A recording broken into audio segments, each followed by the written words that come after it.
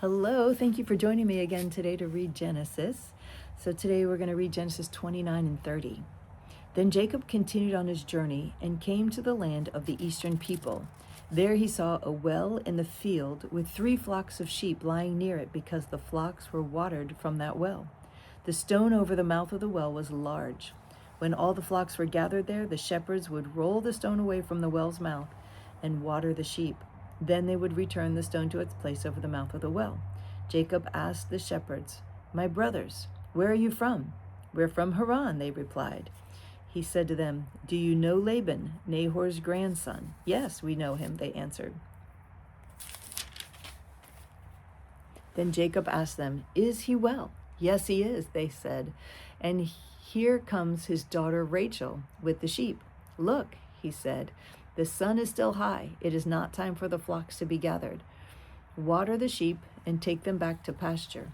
"We can't," they replied, "until all the flocks are gathered and the stone has been rolled away from the mouth of the well. Then we will water the sheep." While he was still talking with them, Rachel came with her father's sheep, for she was a shepherdess. When Jacob saw Rachel, daughter of Laban, his mother's brother, and Laban's sheep, he went over and rolled the stone away from the mouth of the well and watered his uncle's sheep. Then Jacob kissed Rachel and began to weep aloud. He told Rachel that he was a relative of her father and a son of Rebekah. So she ran and told her father. As soon as Laban heard the news about Jacob, his sister's son, he hurried to meet him. He embraced him and kissed him and brought him to his home. And there Jacob told him all these things. Then Laban said to him, "You are my own flesh and blood." After Jacob had stayed with him for a whole month, Laban said to him, "Just because you are a relative of mine, should you work for me for nothing? Tell me what your wages should be." Now Laban had 2 daughters. The name of the older was Leah. The name of the younger was Rachel. Leah had weak eyes, but Rachel was lovely in form and beautiful. Jacob was in love with Rachel and said, "I'll work for you 7 years in return for your younger daughter, Rachel."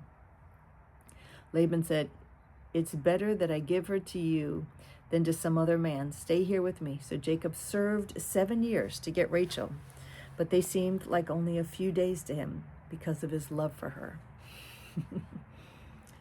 Then Jacob said to Laban, "Give me my wife. My time is completed, and I want to lie with her." So Laban brought together all the people of the place and gave a feast. But when evening came, he took his daughter Leah and gave her to Jacob. And Jacob lay with her. And Laban gave his servant girl Zilpah to his daughter as her maidservant. When morning came, there was Leah. So Jacob said to Laban, "What is this you've done to me? I served you for Rachel, didn't I? Why have you deceived me?" Laban replied, "It's not our custom here to give the younger daughter in marriage before the older one. Finish this daughter's bridal week, then we will give you the younger one also in return for another 7 years of work." And Jacob did so. He finished out the week with Leah, and then Laban gave him his daughter Rachel to be his wife. Laban gave his servant girl Bilhah to his daughter Rachel as her maidservant. Jacob lay with Rachel also, and he loved Rachel more than Leah, and he worked for Laban another 7 years. When the Lord saw that Leah was not loved, he opened her womb, but Rachel was barren. Leah became pregnant and gave birth to a son. She named him Reuben, for she said, "It is because the Lord has seen my misery. Surely my husband will love me now." She conceived again, and when she gave birth to a son, she said, "Because the Lord heard that I am not loved, he gave me this one too." So she named him Simeon. Again she conceived, and when she gave birth to a son, she said, "Now at last my husband will become attached to me because I have borne him 3 sons." So he was named Levi. She conceived again, and when she gave birth to a son, she said, "This time I will praise the Lord." So she named him Judah. Then she stopped having children.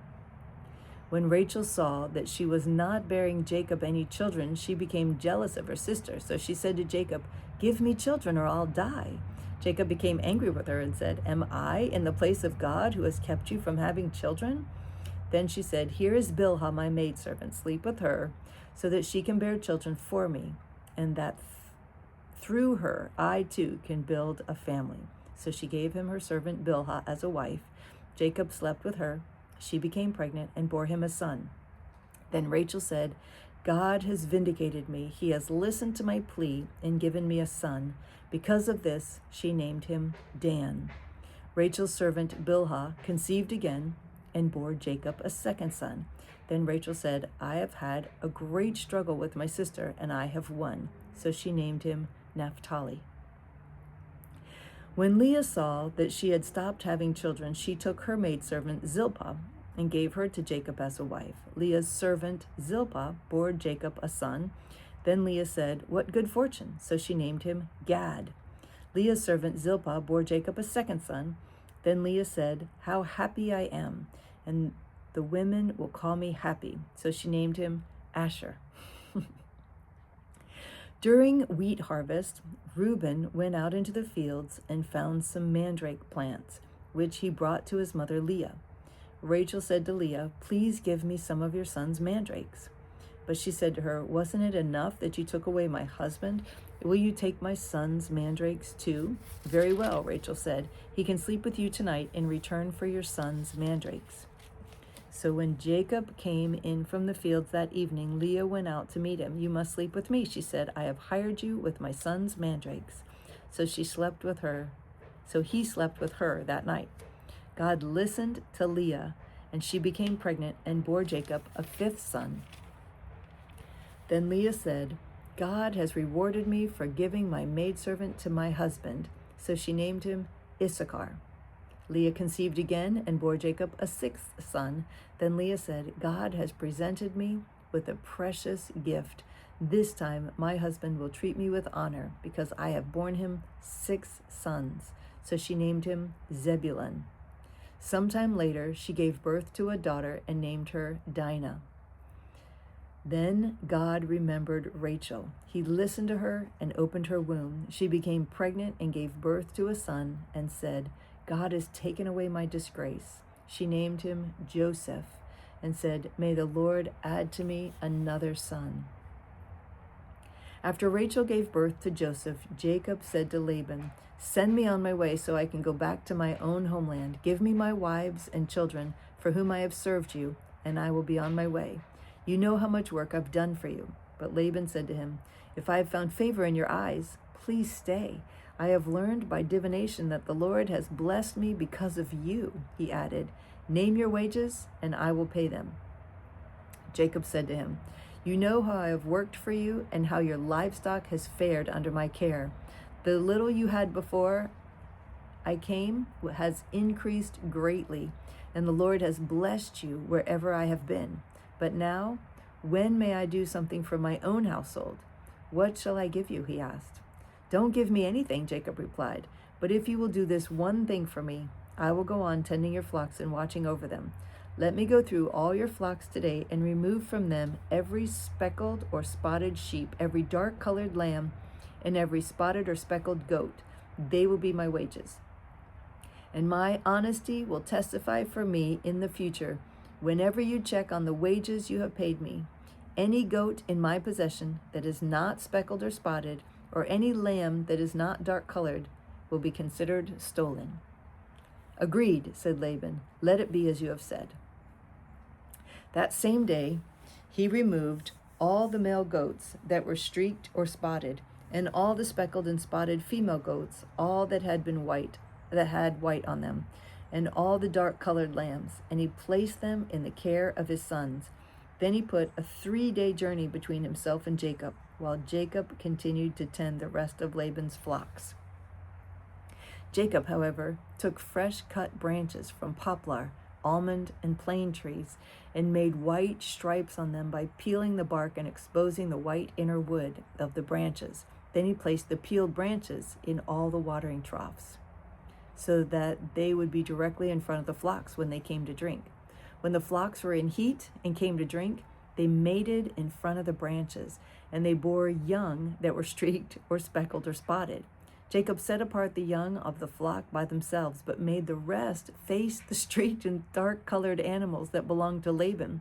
Thus he made separate flocks for himself and did not put them with Laban's animals. Whenever the stronger females were in heat, Jacob would place the branches in the troughs in front of the animals so they would mate near the branches. But if the animals were weak, he would not place them there. So the weak animals went to Laban and the strong ones to Jacob. In this way, the man grew exceedingly prosperous and came to own large flocks and maidservants and men servants and camels and donkeys. Wow. Wow. Wow. Interesting. Very interesting. But that's all for today. So thank you for joining me again today. It's always a pleasure to read with you. I love you so much. I look forward to reading with you again tomorrow.